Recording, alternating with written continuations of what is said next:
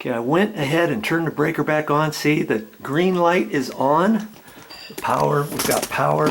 Now I'm going to go back up there and press the button. I just press it and hold it for maybe a second, and that's it. And then we're going to see what happens.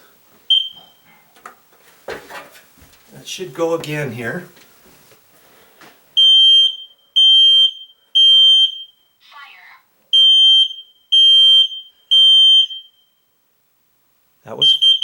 That was fire. Warning, carbon monoxide. Carbon monoxide. It's setting itself. Okay, see, that was a carbon monoxide one, remember? And the smoke.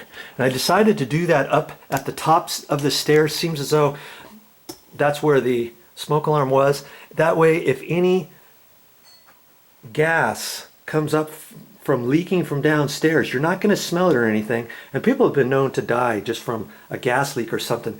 Now, this not only detects smoke, it also detects carbon monoxide. Okay, and that you don't necessarily have to do those in all your bedrooms, as long as you get something out in your main hallway, and then one down by the kitchen, on the outside of the kitchen. Okay, we've done it by Joe. Okay, so this project, how long is this project going to take you? Well, you saw how long it took me. It would take less if I didn't have to sit and explain anything to anybody.